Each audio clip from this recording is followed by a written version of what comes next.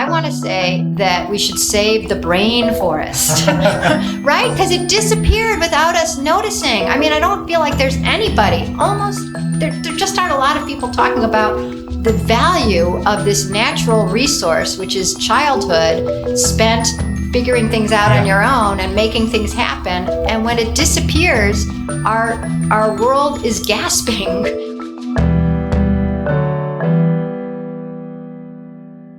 Hello and welcome to The Brendan O'Neill Show with me, Brendan O'Neill. This is a podcast in which an esteemed guest joins me to talk about the big ideas, the bad ideas, the problems and the controversies of life in the early 21st century.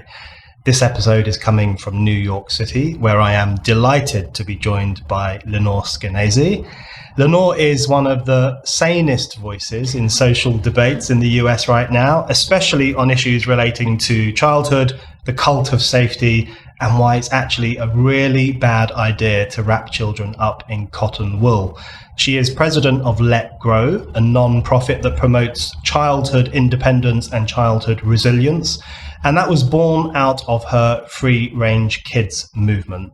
And Lenore founded Free Range Kids shortly after a huge controversy enveloped her when she allowed her 9-year-old son to ride the subway from New York City on his own and caused an absolute media sensation and storm. She was dubbed America's worst mum. Since then, she has been writing, speaking, and campaigning on the right of children to live more freely and the right of parents to have more freedom too. She is, in her own words, fighting the belief that our children are in constant danger from creeps, kidnapping, germs, grades, flashers, frustration, failure, baby snatchers, bugs, bullies, men, sleepovers, and the perils of the non-organic grape. Lenore, welcome to the show. Thank you. I think we're done. That's it. That's it. You got it. You summed me up. Figured it out. Right. There's the history. Done. Right. So, talking of history, I want to. The first thing I want to ask you about, which I know you've spoken about a huge amount, and you've spoken to me about it, in fact. But just for those listeners who haven't heard this story, can you just take us back to your decision to basically leave your 9-year-old kid in the streets of New York City in the belief that he would negotiate his way home and not get into any bother? Can you just tell us how that idea came about and how it turned out? Sure. First of all, it wasn't even my idea. It was our son's idea. He was 9 at the time, and he started asking me and my husband, who you never hear mentioned as America's worst dad or anything, just he's totally scot-free, if we would take him someplace he'd never been before and let him find his own way home on the subway.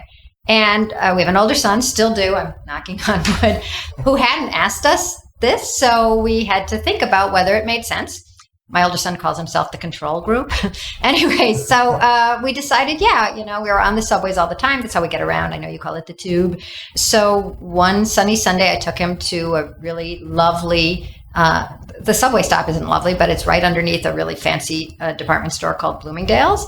And I left him in the handbag department there, and I went one way and he had to go downstairs. It's right over the subway station. So you go down to the subway. He had to ask somebody directions. He did. He talked to a stranger. The stranger didn't decide to suddenly abduct him because a child was talking to him. Why not? Hell, they're free. And he took a couple of, he went down a couple of stops. He got out. He took a bus across town. He came into our apartment, levitating with pride and, excitement. You feel like you're a grown-up finally.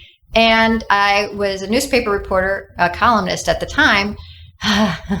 Another story. But anyways, I didn't actually write about it right away because it didn't strike me as any kind of big deal. And I wasn't doing it for a column or for publicity or anything. But a couple months later, when I didn't have anything to write, I said, my editor, should I write about, is he taking the subway by himself? And she said, yeah, why not? It's a nice local story. So I wrote, why I let my 9-year-old ride the subway alone. And 2 days later, I was just on every possible television talk show defending myself. And that was that. So it was his idea, but you were fairly happy to go along with it. And you did that in the belief that if an adult were to engage with him, it would probably be to help him. Because the idea I think we have in this kind of stranger danger era, and this notion that kids are uniquely historically vulnerable, is that we're surrounded by adults who are a threat, but I guess the more honest understanding of how contemporary society works is that the vast majority of adults would help a child. For sure. I mean, stranger danger is sort of looking in the absolute wrong direction. If you're thinking about danger to kids, the vast majority of crimes against kids, whether it's beating them or sexually abusing them, are, wow, this is getting to be a depressing conversation, but they're by somebody that they know.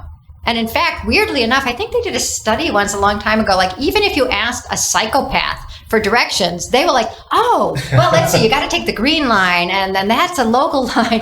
People love to give directions. And the idea for me is that there's safety in numbers. I mean, the fact that he's in this city with so many people, rather than making him, vulnerable, means that you're, more or less surrounded by people who are going to help you. Yeah. So was the reaction all bad? I know it was America's Worst Mom. You were on all the news channels. There was a huge debate about it. I remember it at the time. I'm sure many, many people do. But some of the reaction was positive. Some people were happy that you did this. Yeah. No, I mean, so I started the blog the weekend after I was on all these shows, and I called it Free Range Kids. And I said that same thing. I don't think our kids are in constant danger. And people felt relieved to have a place where they could go and gather and say, I thought that too, and I loved my childhood, and I want to give my kid that kind of freedom. But there was something about being able to say that I was game to take my eyes off him, that I didn't realize that in itself, not even that it was New York or the subway, crime, whatever. It's just taking your eyes off your kids in itself has become a sort of crime. And it took me, I really have been groping with this, just so the wrong word, but thinking about this idea for 12 years now. The 9-year-old is now 21. And the thing that people used to ask on the talk shows for about the first 5 years was, at some point in any conversation, it would get to where the interviewer would say, okay, very well, you had a great time, your son's happy, it's wonderful, but how would you have felt if he never came home? And I always had a terrible response to that. I was like, I got my spare son at home. It was never, or I'd say I would have felt bad. It's like, duh. So it took me a very long time to realize why I didn't have an answer was because that's not a question. Yeah. How would you feel? They know exactly how I'd feel, And so why were they asking? And they were asking because they had to get back to the script. And the script is, if nothing bad did happen, that's not the story we expect to hear on the news. That's not why we turn on the news. We turn on the news to hear something horrible that happened because a mother took their eyes off their kids. So because nothing bad happened, we had to go into the subjunctive, or whatever you call it grammatically. We had to go into, well, what if he hadn't come home? So that at least it was hewing as close as possible to the script. And actually, when I interviewed, everybody's interviewing everybody else around here, but when I interviewed Frank Berardi, who writes for you, who wrote How Fear Works, he said that, fear has been with us forever. But what's different now is that there's certain stories that we get used to hearing, almost like if you read a romance novel, the secretary, the mousy secretary who, goes home and eats crackers for dinner and has no friends. But somehow when she takes, down her hair and takes off her glasses, va va boom, and the industrialist who strides through the door and is usually just ordering her around suddenly realizes, wow, she's a knockout. And if at the end he said, but I'm going to go marry the millionaire that I grew up with and we went to college together, and the mousy secretary is left eating her crackers, that would be a terrible romance novel. And we'd throw it across the room because that's not what we want. And weirdly, we've determined that there's a story that we want from the news now, and the news keeps giving it back to us. And so even if there's a kid, every year at the beginning of the school year here in America, and I'm assuming also in your country, there's always a story about a kid who gets dropped off at the wrong bus stop by the new bus driver. It's a new kid. He's crying. He had to walk 3 blocks home. He was confused. It was awful. And when they do this story on the news, the reporter says, oh my God, let's talk to the mom. And the mom says, I'm just so grateful. Anything terrible could have happened. Let's talk to the police. We're just very, very lucky. Let's talk to the kid. I could have been kidnapped. Let's talk to me. Let's throw it to the anchorman. Anchorman, what do you think? It's like, well, that's a very lucky story. And it's not a lucky story. It's a normal story. Things don't always go right.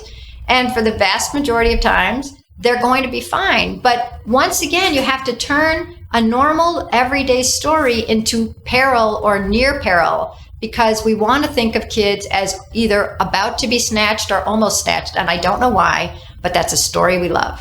So I'm going to ask you the why question now. So we have this script. Just said. As you say, we have this script and everyone loves the script. We have this story and everyone wants to be faithful to this story of doom and danger and children being vulnerable. We can talk in a minute about how realistic all that is, and it's not really realistic. No, I have amazing statistics. We're at the 50-year crime low in my country. Exactly. So we want to hear about that. But the first thing I wanted to ask you is how you think this shift came about, because there has been a shift, because people over the age of 35 will often say, when I was a kid we could do whatever we wanted. There are now even memes, people will share memes right. of kids. How did we survive the 70s? We drank from the hose. Exactly. And we didn't wear helmets. It'll be some crazy photo from the 70s or 80s and it will say like this if your childhood was as crazy as shown in this photograph. So people like being nostalgic for that period when kids were freer. And when I was growing up, the story I tell people is that me and my brothers, I had 5 brothers, we were never allowed in the house, never mind not being allowed out. We were kicked out during the summer holidays and were forbidden from coming home until lunch because my mother had things to do. So there's been a palpable shift, a dramatic shift. What do you think is the key thing or some of the key contributing factors to that? I'll give you some, and then I don't even know if I'll go to the deepest of the deep ones that I'm trying to get to now, which involve the religion, weirdly. Right. But the ones that are pretty obvious are that when you and I were growing up, there was less media around. And of course, what does media do? Media has to get eyeballs to make money, right? They're not there to inform you, they're there to make money. And so the most compelling stories get the most people to watch. And if you have an intensely competitive media environment like we do now, you're just going to have to be pinging at 11 all the time with the worst possible story, with the most immediate video, with the most tears and the most fears. And so, your brain absorbs all this and your brain works like Google. And so if you ask, gee, is my kid safe at the bus stop? Up come the most easily retrieved stories, which generally are the ones that you heard on the news, because there was a picture, there was a weeping mother, there was, an ambulance in the background. And you cannot bring forth the pictures of kids bored walking home from the bus stop, kids bored waiting at the bus stop, the millions and billions of children who aren't hurt on a daily basis at the bus stop. And normally when you ask your brain for search results, they're the most relevant are at the top. I want to buy cheap gym shoes, where do I find them?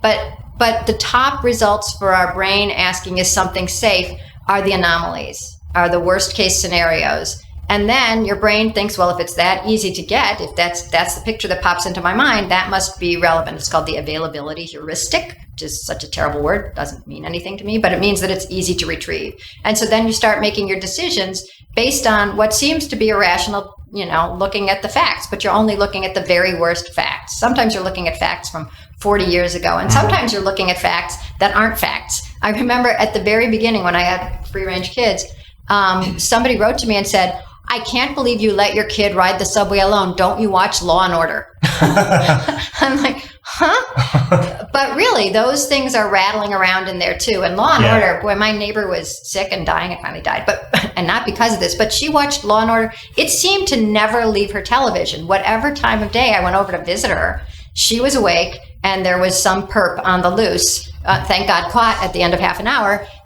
who had just, pulled a kid off the street. And it's always, once again, the drooling, horrible stranger.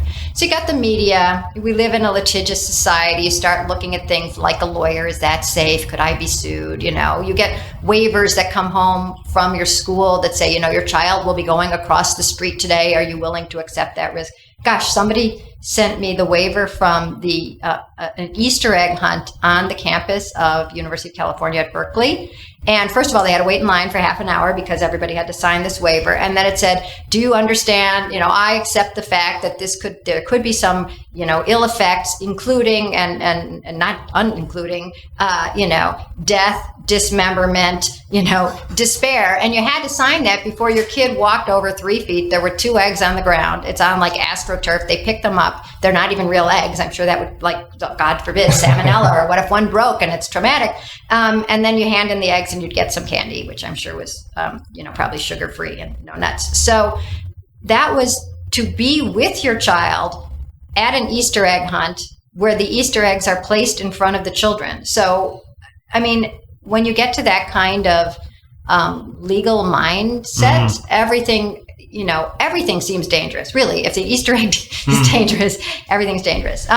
Live in an expert society. Experts are there to tell you you're doing it wrong. All the parenting magazines are filled with the hidden danger among this and that. One hidden danger you should know is laundry hampers were like the top 1 danger out of top 10 dangers in your home in one issue of Parents Magazine, which is crazy because a wire from the hamper could spring out and scrape your child's cornea. And then, of course, they find some ophthalmologist in New Jersey. It's always New Jersey because it's fake, right? Who says, oh, we had this, now the child is groping along and has a dog and a cane, and it's all because of the laundry hamper. Go get rid of yours.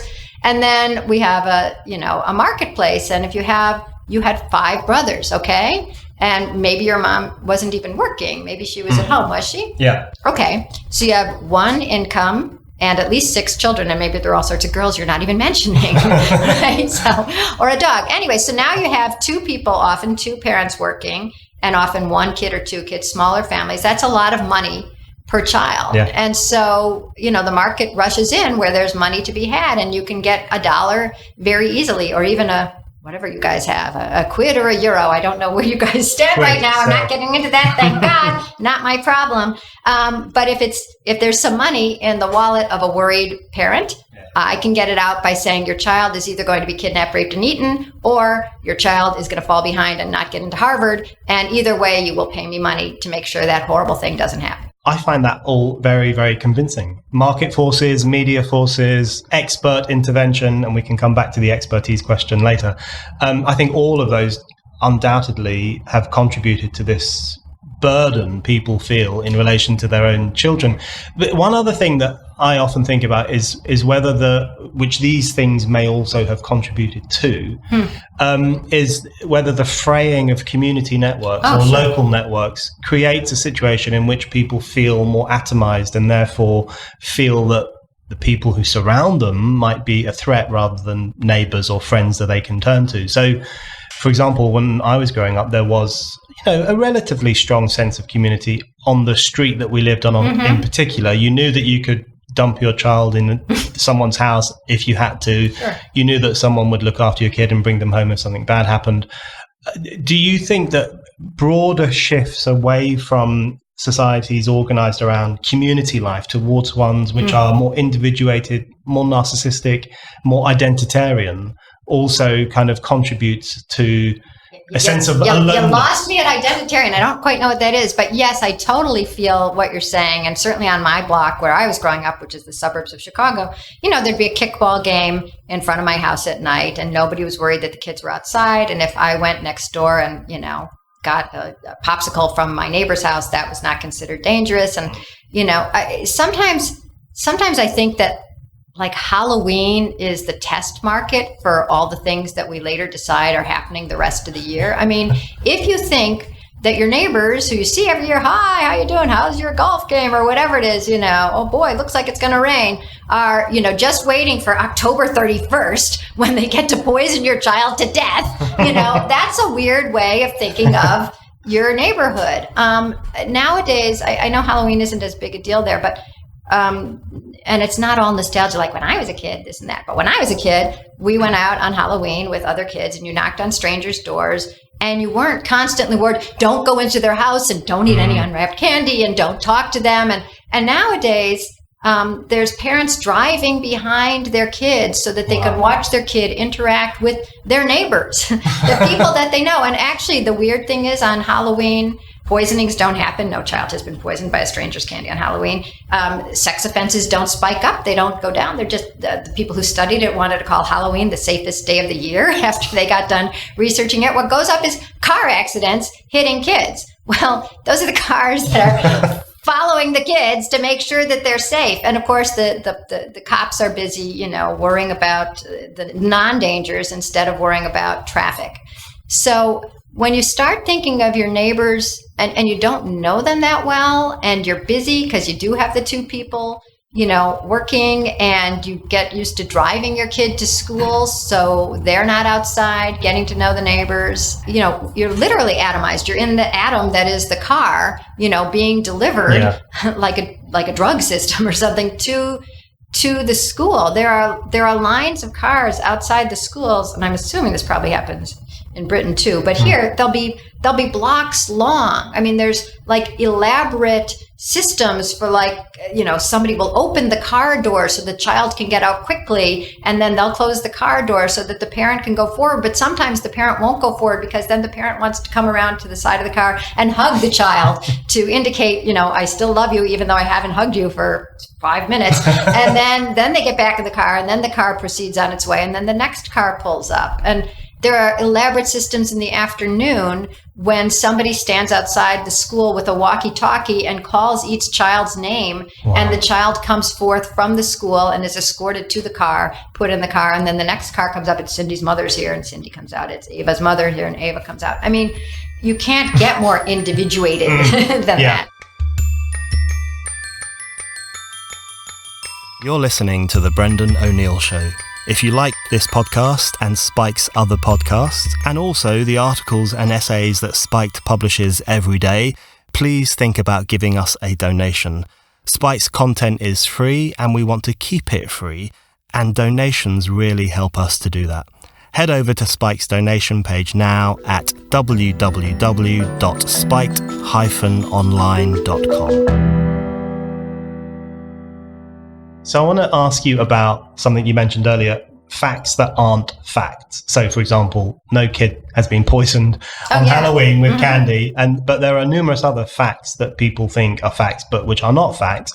The main one being, I guess, that children are facing unprecedented dangers today. But isn't it actually the case that kids have it pretty good? Right. My favorite, because who trusts me, America's Worst Mom. But if you Google, there's never been a safer time to be a kid in America, there's a really great Washington Post article that makes that same claim. And it's not just that they're safer from, look at, diphtheria, gone, polio, not a problem. Gosh, on Twitter the other day, I saw a picture of a kid born with from congenital syphilis. Ooh, very painful picture to look at. I couldn't believe the kid was alive. So not to even mention, the diseases that are at bay, the famine that we're not dealing with, the war and chaos that aren't on our shores.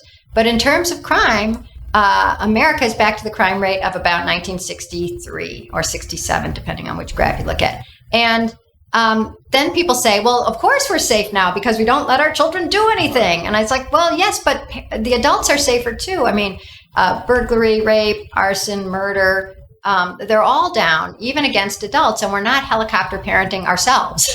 So it's almost hard to believe. I mean, it's literally hard to believe because you look at polls when they ask, is crime going up or down? And the majority of people keep thinking that crime is going up. But actually, it peaked around 93 and it's been going down so dramatically. And in this city where we're sitting now, New York City, in 1993, there were about 2,000 plus murders in a year. And that just seemed normal. I mean, that's America for you, right? Woo. But now it's about, it's between 200 and 300. Right. Wow. That's an enormous change. And rather than exulting and saying, wow, kids, go out, there's never been a safer time to be a kid in America. Instead we go, oh, we can't do it now. Times have changed. So there is this enormous gaping disparity between the reality that children face, which is that they live past the age of 5, which they didn't always do. Right. Child mortality has virtually collapsed. They don't go hungry. They don't get diseases, for the most part. And they're safer from crime. So all these good news stories are out there, but we don't seem to talk about them very often. There's a disparity between that reality and then the way in which people behave and the way in which people deal with kids and what they allow them to do and what they don't allow them to do. So one question I always have when I think of people like you, in fact, is why the reasoned approach doesn't always cut through. So you can have the statistics, you can have the facts, you can have the graphs, and doesn't everything matter else. to anybody. I know. So why is this culture, do you think, resistant to that kind of reasoned analysis of where we're actually at in relation to kids and their fortunes? There's so many ideas that I've been thinking about to try to figure that out for myself. I mean, when I tell people statistics don't matter, but here's my favorite statistic, which is that if for some reason you wanted your child to be kidnapped and I think held overnight by a stranger, how long would you have to keep them outside without you next to them for this to be statistically likely to happen? Do you know the answer? No. Okay, actually, it was a guy in Britain who did the math for me, a guy named Warwick Cairns, who wrote How to Live Dangerously. Anyways, take a guess. How long would you have to keep them outside without your eyes on them for them to be statistically likely? It's sort of like how many lottery tickets would you have to buy to be statistically likely to win the lottery? But how long? A couple of years? Couple of years, think higher. Few years? 10 years? 20? 50? You got to think kind of magnitude larger than that, Brendan. Hundreds. 750,000 years. Oh, wow. Right? Yeah. I know, and it's an absurd number, but then people will always come back at me. This is why it doesn't work. I mean, people go, wow, that's a big number. Wow, 750,000 years. Actually, when they got it wrong in the Times, they were quoting me. They said 750,000. I think they said hours. I mean, nobody can comprehend it. And I was thinking, like, I don't even know if there's 750,000 hours in a year. So that didn't strike me as good. But anyways, people will come back with what rejoinder when you say that? Maybe, but what if it's yours? And there's something that I can't figure out, which is that my mom let me walk to school at age 5, and she had quit her job to stay home with the kids. And, she's a Jewish mother, so we have a reputation as being kind of worried. I mean, that's like our reputation around the world, I think.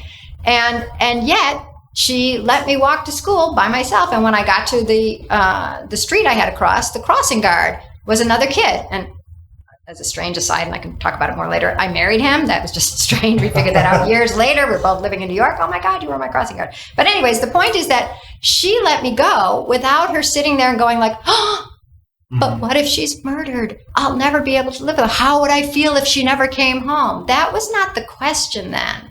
And so how did we get to the point where you have to go to the very worst case scenario in your brain to be considered a decent parent? And then you start doing it automatically. It's like, I better cut up the hot dog. What if she chokes? I better not, I better put them in the 5-point harness. There's kids in very elaborate harnesses in a little stroller just to walk to the corner now. And I think it's the same impulse behind it, which is that you could never forgive yourself if. And so, first of all, you're going to that dark place by rote, almost by catechism. We've been told to always think of the very worst case scenario. Why would you do that? What about Elizabeth Smart? Why would you do that? What about Aton?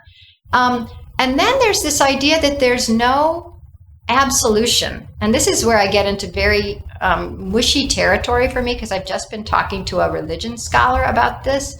But in an era where it's not that we're a godless society, it's not that there's no religion, but religion covers an ever-shrinking area of authority in our lives. It doesn't, it used to tell us what we ate, who you slept with, what you wore, what you could say, what your jobs could be. And now it's still there, but it has, it's covering a smaller swath of our life, which leaves us with all this other area where we sort of have to make our own rules. And in the absence of being able to say, God works in mysterious ways, or, that's the way fate is, or it's karma, you must have done something in a bad life, but that's nothing you can do anything about it now, and be good, and next life will be good. Without any way of putting a tragedy in context, and without any way of being absolved of your guilt, all you're left with is either you are completely vigilant and nothing bad ever happens, or something bad happens and it's all your fault. Yeah. And I don't think it has to do with literally whether you go to church or not, or whether you pray or not. But when you're in a society that thinks that all we have to do is get a little more information, read that next article in Parents Magazine that tells you that this is dangerous, or never feed your kid that, or remember one kid once drowned this way, so don't do that. You feel like if you have only more and more scientific information, the latest information, you've kept up on it, and you're absorbing it all, and you're making sure that your child never eats that food, and you don't put that thing in the microwave, and you don't buy them this, and you're watching them on the way to school, and you're standing next to them at the bus stop, everything becomes, it's all on you. You are supposed to be in complete control. So if anything bad happens, you are blamed, there is no sympathy, and you are bereft and alone. And when you talk about community, I think that if you have a community that understands that sometimes bad things happen to good people, sometimes good decisions have bad results, sometimes life sucks and we're going to hold you and cradle you in our arms and pray and love you even though something terrible happened to your kid, that allows you to let go. And if you think there's going to be none of that, you are alone and you are God for your child, and you better watch them every single second. I actually like the sound of that as an explanation. It's like, absent the kind of community structures that we used to have and the moral structures or the moral scaffolding we used to have, which would tell us accidents happen, and the moral good of allowing your children to have some freedom outweighs the very, very, very small possibility of an accident happening. And that kind of moral framework was actually incredibly beneficial, both for children and adults, and for society more broadly. But one thing I wanted to ask you, just following on from what you've just said in relation to the parent becomes God, and so has to govern and watch over every single facet of their child's life. I wonder if you could tell us how much alone time children get, because it strikes me that they get very, very little. So they're driven to school or they're walked to school, they're watched at home, they're helicoptered into various after-school activities and so on. Are children ever alone? Are they ever without adults? I actually don't have any numbers on that, but it strikes me that there is very little alone time because we believe that they should be supervised. And if it's not by us, then we better outsource it to a coach or a teacher of some sort, or a nanny or some kind of program. And we also worry that if they're not in, we've sort of been sold a bill of goods. We only think that they're learning when somebody is teaching them somebody that either they're in a program or a class of some sort. And so they always have to be in sort of student mode, being watched over by somebody who is in authority. Yeah. And I don't think they have much free time. And the analogy I have barely used, so you tell me if this works, because I think it's cool, but I don't know if it resonates. So I feel like if you flew over the Earth in 1970 or 1980, you'd look down and there'd be all this rainforest, right? And then if you flew over it now, there'd be just these clumps, these small isolated clumps. Like it's been disappearing even without us noticing, although now we're aware of the rainforest. But I feel like the same thing happened with freedom, or at least free time in childhood. If you flew over my childhood and your childhood, you'd see vast swaths of time when you're out with your brothers, or I'm looking for 4-leaf clovers, or playing kickball, or reading a book, and nobody cares. And I just have my time to do my stuff, and so did you. Yeah. And I thought that, I think that time is extremely valuable in making friendships, figuring out what you like. Once you like something, you work hard at it, so you learn focus. Once you're with friends, you have to compromise so that you'll have something to do. You'll have to argue and make sure, who decides if the ball is in or out. This are all these kind of social emotional skills that you get when you don't have an adult directing you. You're at second base. Now it's time to clean up. You bring the snack. So now the analogy I'm trying to use is that I feel that the brain is really enriched by all that free time when you get to figure out what you love to do and play with your friends and get bored to the point where you have to come up with something and you start making something happen. So I want to say that we should save the brain forest, right? Because it disappeared without us noticing. I don't feel like there's anybody, there just aren't a lot of people talking about the value of this natural resource, which is childhood spent figuring things out on your own and making things happen. And when it disappears, our world is gasping. And so I'm thinking that how do you make something as ineffable as free time And maybe it sounds dangerous because it's free time and they're not being watched and they're not getting their lessons and they're not learning Kumon and they're not, becoming fencers. How do you make people realize that that's valuable, that something is lost? It's funny you should say that, because the next section I wanted to move on to in relation to things I wanted to ask you about is about the unintended consequences of all this stuff. So we can agree, and I'm sure most listeners will agree, that it's crazy. What's going on is crazy. Kids are safe, and we've got to stop treating them as if they're not safe. But then it's worth looking at the consequences, I think, in different areas of life. So the first unintended consequence I wanted to ask you about was children themselves. Because I completely and utterly agree with you that people seem to underestimate the individual making importance of having that sphere of childhood in which you spend a lot of time screwing up, making mistakes, not to mention, getting into scraps, working out those scraps once they're over, developing a sense of moral autonomy, or at least aspiring to moral autonomy. And taking little risks and learning what that is. All that stuff. And I think that's the area in which you make your first steps towards adulthood. Now, obviously, you need guidance on that road, but without that freedom to take those risks and to do things and to work things out and to get bored and then make stuff up, what kind of young adults do we create if they don't have that freedom?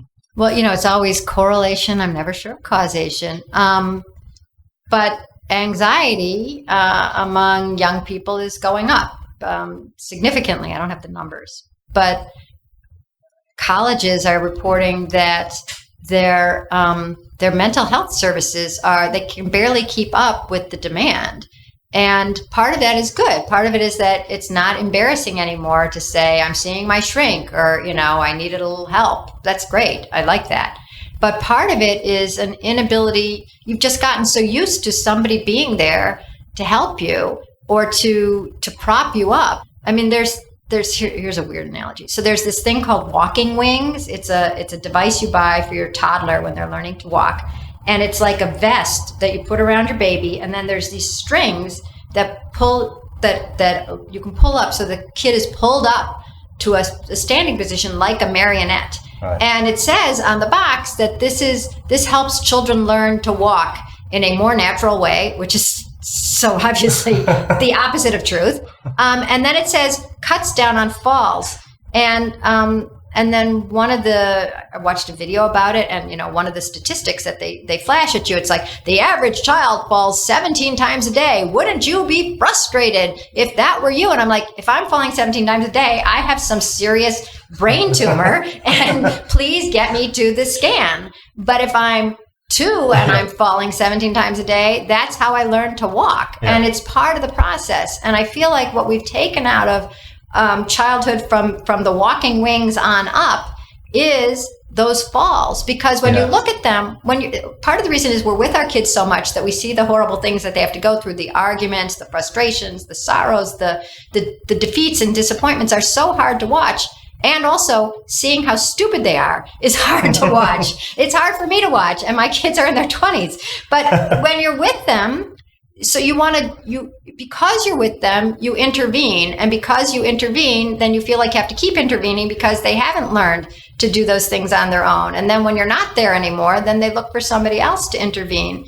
And how do you learn to walk if somebody keeps pulling up at you as a marionette, and that's how you walk? It's because somebody's pulling you. So do you make a link, as others have done, between the kind of cotton wool childhood phenomenon and the culture of anxious millennials, particularly on campus? The safe space culture, this idea that words can be harmful, this notion that your self-esteem is an incredibly fragile thing and needs to be protected against offense and argumentation and opinions you disagree with. Do you see not necessarily one causes the other in a very simplistic way, but do you think there is a link between this new generation of adults who seem a bit incapable in certain areas and the cult of overprotecting children? I do see a link between the idea that discomfort is wrong. Like, I shouldn't be uncomfortable. If my son got a trophy for 8th place out of 9 in his teen bowling, summer bowling. It wasn't like he was even eager to be a bowler. It's just everybody had to go to the bowling thing as part of camp. And so it's a shiny trophy. It looks like something good happened. And the terrible thing is not necessarily that made him into something like always demanding help and assistance and feeling uncomfortable, just feeling needy. I don't think it did. But what it represents in terms of society is not believing in him, not believing that anybody could handle anything. It's such an insult to our species to say that, like, by the time you're in teen bowling, you're a teen, right? The idea that you cannot see that if you're 8th out of 9, you suck at bowling. Maybe you want to try harder. Maybe you don't want to bowl anymore. Maybe you don't care because it's just for fun. But the idea that you're so fragile that if somebody didn't say, good job, buddy, well, kind of good. I mean, if you don't mind, 9 out of 10 gutter balls, that's a weird way to grow up. I mean, that's growing up with people totally not believing in you. And that's really disheartening. And so to come to campus and, I'm not sure it goes directly to any particular safe space or whatever, but I think it does go to the idea that it's normal to need assistance anytime you feel uncomfortable, because until now there has been somebody intervening to make sure that you did feel comfortable. And I think there's something where you get, like, why do we use the word safe on campus when you're not unsafe just because you're hearing a speaker you don't like or an idea you don't agree with? But they've heard the word safety for everything. You're not safe, I'll drive you there. It's like, well, you are safe. You're not safe. Well, it is the safest times in human history. Parents Magazine had 2 pieces that I feel are really relevant here. It was an article about Playdate Playbook. And one of the things it was all these questions, what about Playdates? And one of them was, your daughter is going over to her friend's house for a sleepover, and then you find out that the parents are divorced and only the dad will be home. What should you do? What should you do, Brendan? What do they say? They said, no, they said, don't send the kid. They said, let her stay kind of late, but don't let her sleep over, really? Which is so horrible because, first of all, you've just said that every divorced man is also, a predator, which is a bizarre and crazy idea. But then also you've scared her. Oh my God, you're around a man. Doesn't have a wife to keep him pinned to the bed. Watch out. So that was just, that's just one example of like turning a very safe situation into something that you call unsafe. It's a normal situation. Suddenly it's unsafe. And then my favorite example from Parents Magazine ever is part of this playbook thing again, was the question, your kid is old enough to stay home by herself and often does, but now she has a friend over. Can you still run to the dry cleaner? And the Parents Magazine, Bible of the parenting industry, which is already a weird idea, said, absolutely not. You want to be there in case there's a spat. You don't want anyone's feelings to get too hurt. So once again, that's a normal situation. Arguing with your friend, I don't want to play this game. I'm so bored. Or I want to be Ken. You be Barbie now. Whatever it is, rewriting that as something that's not safe enough for a child to encounter on their own or to survive without somebody else helping them. So does it surprise me that kids would grow up with less sense of their capacity for resilience? No, it does not surprise me. It used to be the case that we would think it was good to expose children to certain risks, it used inevitable. To be, let's put it that way. Right? Not purposefully pushing them into a crowded See the alligator? road. Go see if he wants a marshmallow. But it's like, for example, it was understood, I think, fairly well that if kids didn't play outdoors and get covered in dirt and grass and all this gross stuff from nature, they would be more prone to allergies, right? That's the hygiene hypothesis. And then it strikes me that similarly, in relation to if you don't allow children to occasionally be exposed to conflict or tension or arguments with their friends, then it's the allergy phenomenon again, because you don't allow them to build up their resilience for dealing with those situations. Right. So here I have to point out that Let Grow, our organization, our nonprofit, has 2 of the people who founded this with me. One is Jonathan Haidt, who wrote The Coddling of the American Mind, and one is Peter Gray, who wrote Freedom to Learn. And I think they're both just fantastic. And John uses an analogy about sort of about allergies, which is that there are some things that are fragile in the world that like if you drop a wine glass onto the floor, it shatters, right? And there are some things that are resilient that, like if you drop a plastic cup on the floor, it doesn't get worse, it doesn't get better, it's just fine, pick it up, you can use it again. But there are some things that get stronger when faced with some conflict or distress. And one of those is the immune system. When you are exposed to more, not typhoid germs, but just plain old germs of dirt, whatever, you do become more, robust. Your antibodies kick in, and now they can handle more. And another system that gets stronger when faced with a little resistance is bones. When they break, they come back stronger, so they say. Who knows? That's what I heard. But the third system that needs to encounter scrapes, frustration, betrayals, is humans, is children.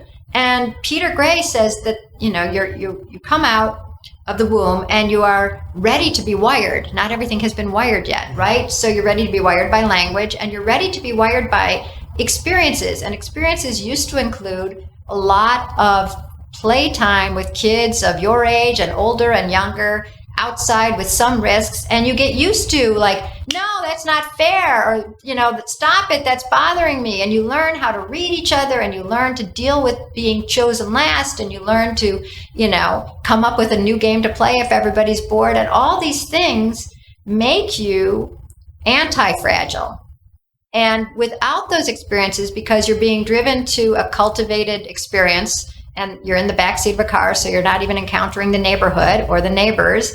And then you go someplace and somebody tells you you're playing third base, and the game starts now, and everybody shake hands. There's nothing wrong with the organized sports and after school activities. I did a bunch, and I had my kids do a bunch, but they need some time when they just deal with each other and reality. Yeah. And that's one of the things we're trying to bring back.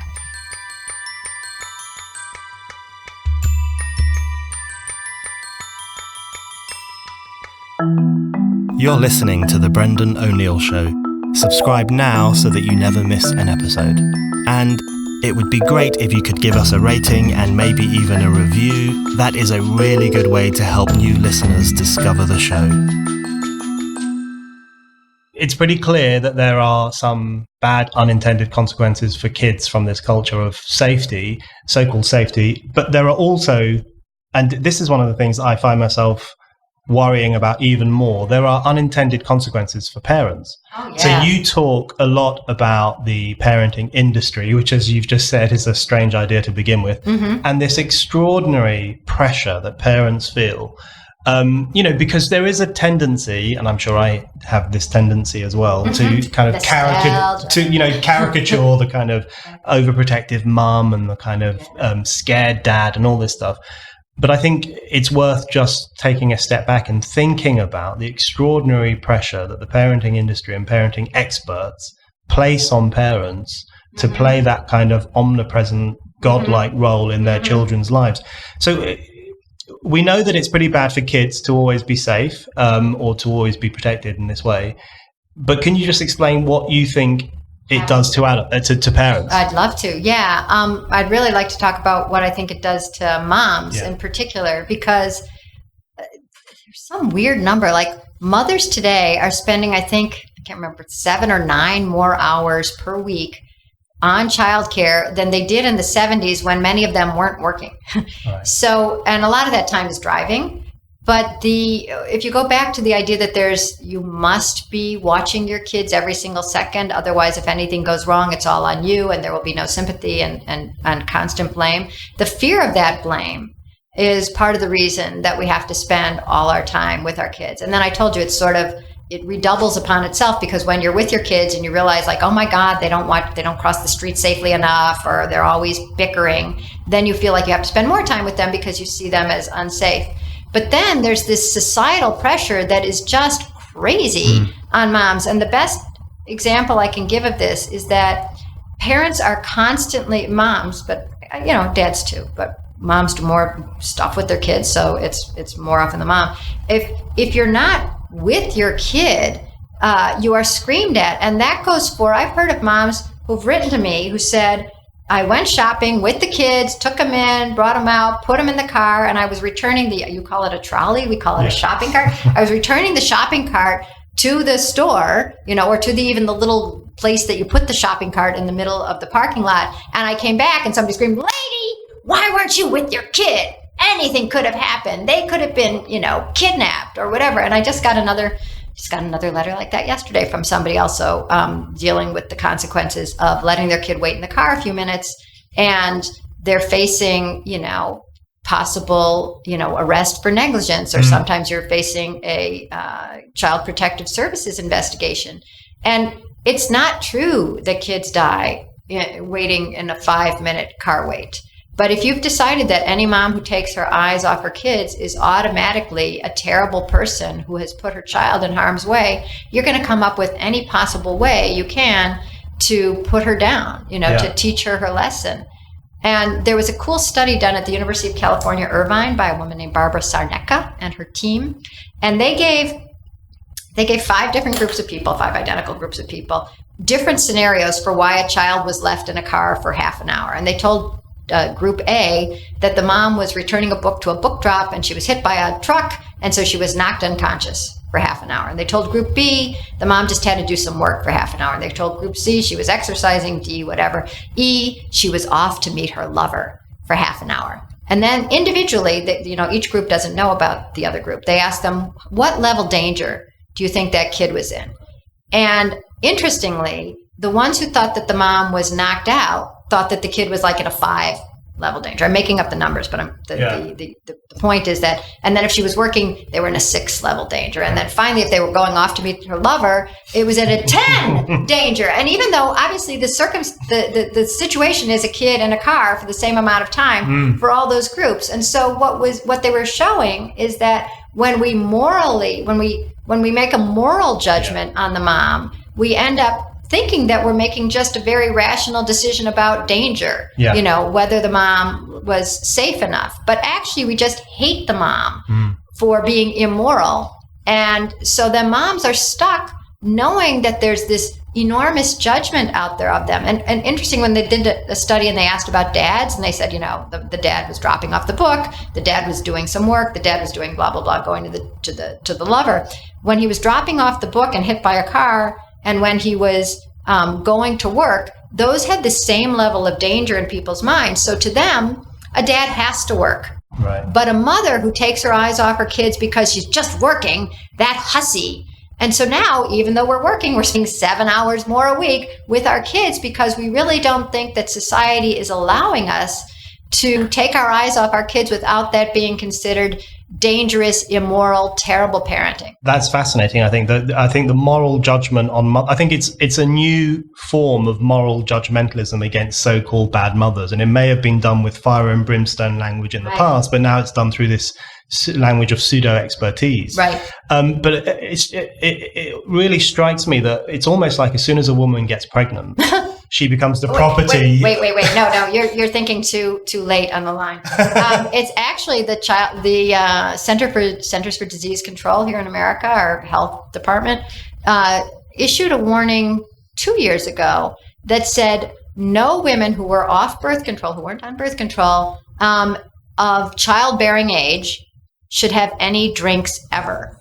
Because what if maybe they were pregnant and they didn't know it and they had a beer? All bets are off. So women were just reduced to being a womb, basically from 13 to about 55. And that's all that mattered was you better be thinking about your child's safety even before you're pregnant, even if you're not pregnant. But it's so regressive. The whole thing is so regressive. This idea that women are walking wombs and everything they right,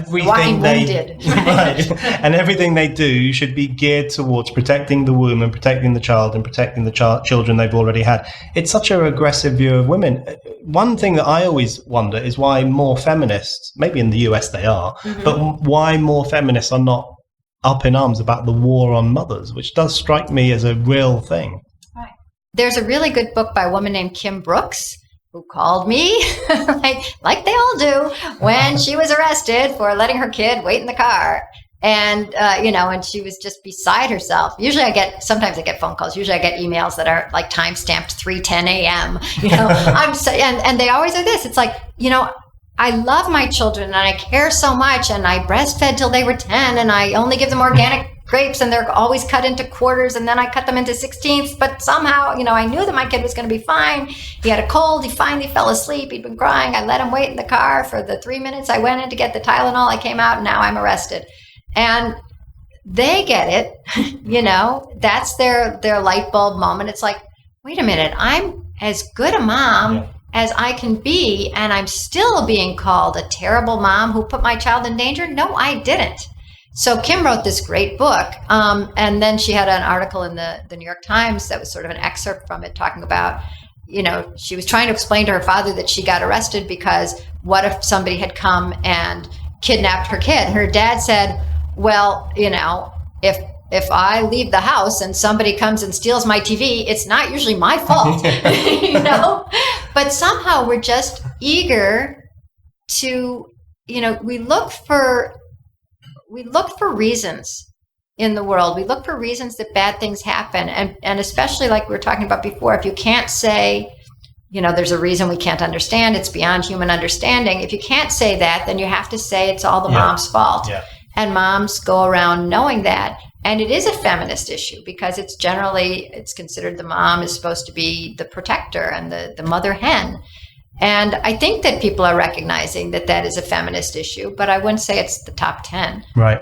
I want to ask you briefly about expertise and the tyranny of expertise in this area, because I've always thought to myself, I'm willing to accept expertise in relation to, if a doctor needs to fix a broken limb, I want an expert to do it. I want someone who's studied for years and years and years and knows what they're doing. Or if someone has to fix, and if someone has to fix my iPhone, you want an expert. That all makes sense. But the whole idea of a parenting expert makes no sense to me at all, because that strikes me as an area of life in which almost by definition it is a private relationship. It's a private relationship that taps into the community in an ideal situation. But it's not something where someone can just fly in who doesn't know you, doesn't know your children, doesn't know your income or your how you live or anything or your at all, sense of humor or what you want to do with your life or anything at all, and yet can dictate to you in the minutiae of how you should raise your children. So how did this preposterous idea of a parenting expert come about? Well, it sounds like we're talking about two different things. One is all the advice that's out there, which is just a tsunami, and it's just too much. And, I've been a freelance writer. We have to write these articles from time to time. I mean, there are articles on how to hug your child. When I go in lectures, I bring my parenting magazine that has how to hug your child. By the way, it's chest touching, face-to-face chest touching, which is a big boon. Hadn't had a clue about that. It was like I was always hurting my arm. And it should be about 3 seconds. So there's this crazy advice industry out there. I really feel like part of the problem with our culture, and then I get people saying like, all you do is talk about the problems of the culture. So we'll talk about solutions after this. But one of them is that we expect like tips for, how to do things. Once I was talking to a lady about literally what we were talking about before, how dirt is good for kids. It's good to play in the mud. You get antibodies or whatever, plus it's fun, sensory, whatever, blah, blah, blah. And she said, okay, so how about some tips? And I was like, for what? She's like, get your kid to play in the mud. I'm like, that's dead air for a reason. I refused, Nobody should have to look to a magazine to explain how to get your child to go play in the mud. And nobody needs 10 tips on how to make a safe costume for your child at Halloween. And nobody needs 10 tips on how to get them to eat more broccoli. It's just, you can muddle through. You can do it. I have every confidence that every parent out there can do it, or they can ask a friend. You don't need the encyclopedia of Halloween costume safety before you venture to make a ghost costume. You just don't need it. So there's something weird about a society that has convinced us that everything we're considering doing is a difficult, we probably can't muddle through, and if we make a mistake, it's fatal, so here's how to do it right. So that's I think of like as the advice industry. But the idea that there's one right way to raise your kids at all is obviously preposterous. There's so many different kids in so many different ways and so many different countries, so many different eras. Read any book from any other era or any other country and you're going to go, wow, they do it that way? That's crazy, you know? And then the expertise, when it becomes like codified into rules, I've heard from daycare centers. There was a daycare center out in Washington State where they dug up and got rid of their swing set. And the owner said, I can't deal with these bureaucrats anymore. And he was complaining because they had the little swings for kids where they just stick their legs through, right? And so they had to get rid of it because supposedly their children were spending too much time in it and they were going to be fined and found, just as a terrible daycare center because they had kids in these swing sets. So I called the bureaucracy and I talked to the lady who, had run the committee that had come up with the standards. And I said, why did he have to get rid of the baby swing set for the babies? That just seems crazy. And she said, oh, no, it must have been that they were leaving the kids in the swing set and that was bad. And so they were neglecting the kids. They were just slumping in the swings. And that's why, because of course we love children swinging. We think it's great. So then I called back the daycare center and I said, well, you must have been leaving the kids just slumping in there for a long time. And that's why you were marked down as a good daycare center. He said, no, that's not it. And then they sent me the checklist from the investigator, from the person who had come to see them. And anytime a child is in an enclosed space, and the swing was considered an enclosed space, the clock starts ticking. Literally, there's a stopwatch, and they count how many minutes the child is in the enclosed space. And so if the kid was in the swing for 17 minutes, that's already 17 minutes that you've basically been putting the kid in Romanian orphanage type situation. And then there were like another 3 minutes when the kid would be in the caregiver's arms, which of course is enclosed space. And so here was, I'd say, a bureaucracy with good intentions. They didn't want the kids left like the Romanian orphans just sitting in a crib for 23 hours a day. But by turning it into an expert number, not more than 20 minutes of enclosed space, the kids could no longer be in a swing and they could no longer be held in arms. So there's something awful about taking the normal human relationship out of child rearing, whether it's me raising my own kids or me having my kids at a daycare center or with anybody else, and trying to codify it is exactly right. The daycare center was also marked down because sometimes when the ladies were changing the diapers on the kids, they weren't talking the whole time. And you're supposed to have 3 million words by the time you're 2. And so if they were just, humming or something, that wasn't as good as saying, now I'm lifting your legs up so I can put the cushioned, diaper underneath your bottom, or as some would say, the rear. Rear starts with R. Now I'm putting, it's just, it's a good idea to communicate with your kids, but different societies do it different ways. And the idea of turning it into a codifiable, way that you can perfect it is crazy. Absolutely.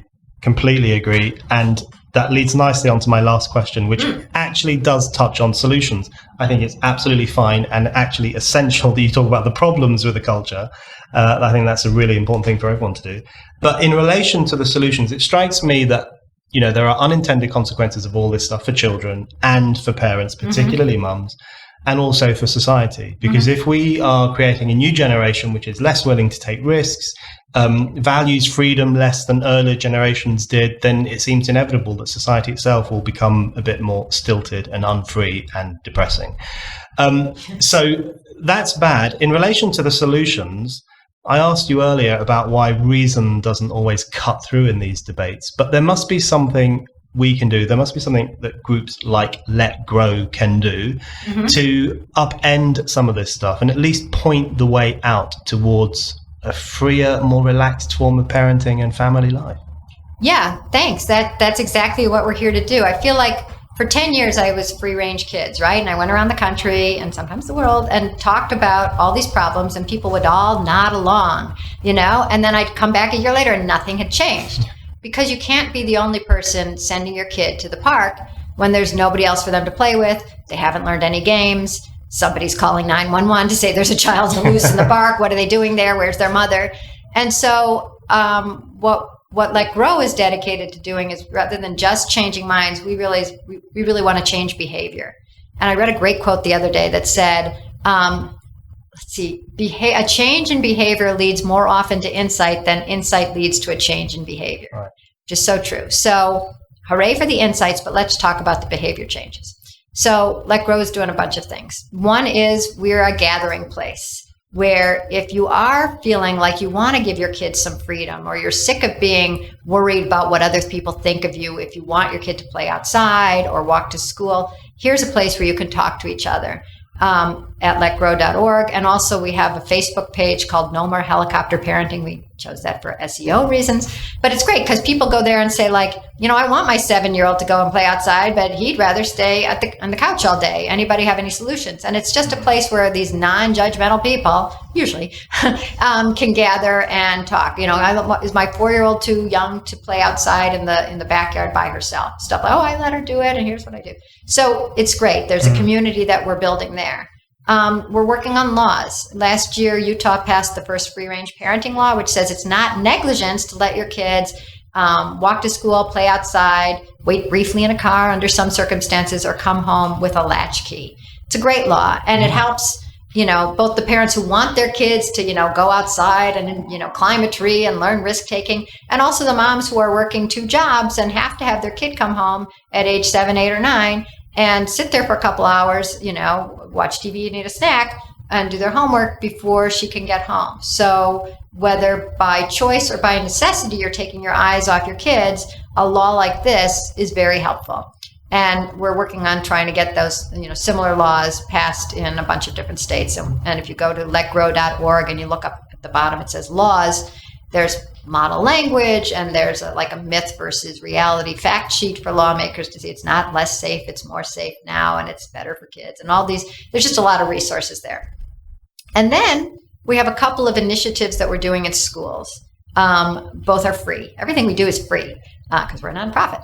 And one is the Let Grow Play Club, which is asking schools to stay open after school for 3 hours or however long they can, or sometimes some schools are doing it before school, for free play with all the different mixed age kids. Because that's when you learn all the stuff we were talking about before, how to compromise, how to make something happen. You're bored, let's play the game backwards, let's vote, is this going to work or not? I mean, you're learning democracy. You're learning how to read somebody if they're bored. We better change it. You're learning even how not to be a bully because nobody will play with the bully.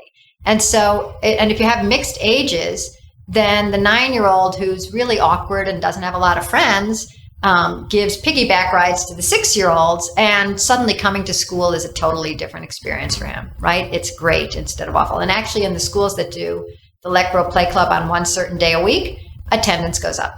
There's waiting lists for kids desperate to get into the Let Grow Play Club just so they can play. And if you put out tape and boxes and balls and jump ropes and junk, old suitcases or whatever, it's even more fun because kids just come up with stuff to do and they get into this rich, deep play, which just turns on the kids the way we were talking about before, that the brain forest is back there. It's flourishing. So, we have, if you go to our site and you click on schools, there's a video that explains the Play Club. And then even easier than the Play Club is the Let Grow Project, which we're just doing a video about now. It's great. Which is kids are given homework to go home, and what they have to do is their assignment is to do something without your parents, right? Which sounds like, oh my God, in any other era and in any other country, this would sound absurd. But here, it's transformational. I mean, kids finally, they play outside, they make dinner. Sometimes they help their parents. They do everything from do the laundry to run an errand to babysit, walk the dog. And really, the parents need this push to separate from their kid. They don't know when they're allowed to let their kid do something on their own because nobody else is. But if you have an entire school, then you're not the crazy mom. Everybody's doing this. And then the kids have somebody to play with when they go outside. And we've heard stories of one town where the principal went home the same route she's gone home for 17 years, and it was a week after they'd done the project, and she saw 2 kids on bikes and one on roller skates and one on a skateboard, and she said she'd never seen kids outside on their own before, 17 years. 1 week later. In one town, a kid went to the grocery, a little market, all the people there are like, what's this kid doing here? They asked him, what are you doing here? You don't have anybody with you. Where's your reminder? And he said, it's my Let Grow project. I'm like, huh? And explain, I'm supposed to do something by myself. It's my homework. And they're like, all right. But then other kids started coming, and now it's like, it's a Let Grow kid. Oh, what do you want? And so it's just renormalizing the idea that you don't have to be with your kids all the time. And if you do it as a school, then your whole community is renormalizing that. Lenore, thank you very much. Thank you, Brendan.